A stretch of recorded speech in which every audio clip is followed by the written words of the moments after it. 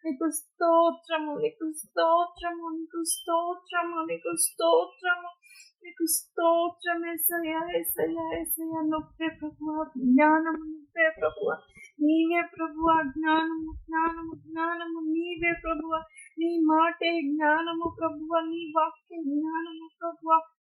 ఆ జ్ఞానమును హత్తుకొని ప్రభువా నిన్ను సేవించుటకు కృపను దయచే, నీ కృపను దయచే, నీ కృపను దయచే, నీ కృపను దయచే, నీ కృపను దయచే. పరిశుద్ధుడా నీ జ్ఞానము జ్ఞానము ప్రభువా, ఈ జ్ఞానము గొప్పది ప్రభువా. ఈ జ్ఞానముతో తండ్రి నాయన నువ్వు ఏలుతున్న రాజునిగా మా మధ్య నువ్వు ఏలుతున్న రాజునిగా ప్రభువా. నీకు వందనాలు, స్తుతులు, స్తుతులు, స్తుతులు, స్తుతులు, స్తుతులు, స్తుతులు, స్తుతులు, స్తుతులు, స్తుతులు, స్తుతులు, స్తుతులు, స్తుతులు, స్తుతులు, స్తుతులు, స్తుతులు, స్తుతులు, స్తుతులు, స్తుతులు, స్తుతులు, స్తోత్రములు, స్తోత్రములు, స్తోత్రములు. సొలొమోను కంటే అధికమైన జ్ఞానము కలిగిన వాడు మీ మధ్య ఉన్నాడు, మీ మధ్య ఉన్నాడు, మీ మధ్య ఉన్నాడు అంటున్న దేవానికి స్తుతులు, నీకు స్తుతులు, నీకు స్తోత్రములు, నీకు స్తోత్రములు, నీకు స్తోత్రములు, నీకు స్తోత్రములు, నీకు స్తోత్రములు, నీకు స్తోత్రములు, నీకు స్తోత్రములు, నీకు స్తోత్రములు, నీకు స్తోత్రములు, నీకు స్తోత్రములు, నీకు స్తోత్రములు. జ్ఞానము, నీ నీడే జ్ఞానము, నీ నీడే జ్ఞానము, నీ నీడే జ్ఞానము, నీ నీడే జ్ఞానము. పరిశుద్ధడానికి స్తోత్రము, నీకు స్తోత్రము, నీకు స్తోత్రము, నీకు స్తోత్రము, నీకు స్తోత్రము. అట్టి జ్ఞానముతో వరదలుటకు, అట్టి జ్ఞానముతో ఎక్కి రాగలుగుటకు, అట్టి జ్ఞానముతో ఫలించుటకు సహాయం చేస్తున్న దేవానికి వందనాలు. స్తుతులు, స్తుతులు, స్తుతులు, స్తుతులు, స్తుతులు, స్తుతులు, స్తుతులు, స్తుతులు, స్తుతులు, స్తుతులు, స్తోత్రములు, స్తోత్రములు, స్తోత్రములు, స్తోత్రములు. జ్ఞానము కొరకే ప్రభువా, జ్ఞానము కొరకే ప్రభువా, జ్ఞానము కొరకే ప్రభువా. మాకు బోధిస్తున్న దేవుడిగా నువ్వు మా మధ్య ఉన్నందుకు నీకు వందనాలు. స్తుతులు, స్తుతులు, స్తుతులు, స్తుతులు, స్తుతులు, స్తుతులు, స్తుతులు, స్తుతులు, స్తుతులు, స్తుతులు, స్తుతులు, స్తుతులు, స్తుతులు, స్తోత్రములు, స్తోత్రములు, స్తోత్రములు, స్తోత్రములు, స్తోత్రములు, స్తోత్రములు, స్తోత్రములు. కుటుంబానికి కావలసిన జ్ఞానమును దయచేస్తున్న దేవ, కుటుంబానికి కావలసిన అండను దయచేస్తున్న దేవ, కుటుంబ బాధ్యతను నెరవేరుస్తున్న దేవ, నీకు స్తోత్రములు, నీకు స్తోత్రములు, నీకు స్తోత్రములు, నీకు స్తోత్రములు, నీకు స్తోత్రములు, నీకు స్తోత్రములు, నీకు స్తోత్రములు, స్తోత్రములు, స్తోత్రములు, స్తోత్రములు. నీ జ్ఞానముతో, నీ జ్ఞానముతో, నీ జ్ఞానముతో వరదల్లో కుటుంబముగా ఆశీర్వదించబడ్డాము ప్రభువా. నీకు వందనాలు. స్తుతులు, స్తుతులు, స్తుతులు, స్తుతులు, స్తుతులు, స్తుతులు, స్తుతులు, స్తుతులు, స్తుతులు, స్తుతులు, స్తుతులు, స్తుతులు, స్తుతులు, స్తుతులు, స్తుతులు, స్తుతులు, స్తుతులు, స్తోత్రములు, స్తోత్రములు, స్తోత్రములు, స్తోత్రములు, స్తోత్రములు, స్తోత్రము. అధికముగా, అధికముగా, అధికముగా, అధికముగా జ్ఞానాత్మకు, జ్ఞానాత్మకు ఎదిగిరా, ఎదిగిరా, ఎదిగిరా అంటున్న దేవానికి వందనాలు. స్తుతులు, స్తుతులు, స్తుతులు, స్తోత్రములు, స్తోత్రములు, స్తోత్రములు, స్తోత్రములు, స్తోత్రములు, స్తోత్రములు, స్తోత్రములు, స్తోత్రములు. జ్ఞానము, జ్ఞానము, జ్ఞానము ప్రశస్తమైనదని ఎంచుకో. జ్ఞానము, జ్ఞానము, జ్ఞానము కట్టే జ్ఞానముగా నీవెంచుకో. కడుతున్న నిన్ను ఏసంటున్నాడు, కడుతున్న నిన్ను ఆశీర్వదించి, ఆశీర్వదించి, ఆశీర్వదించి జనులకు, జనులకు, జనులకు చూపించబోతున్నాను. ఆమేన్.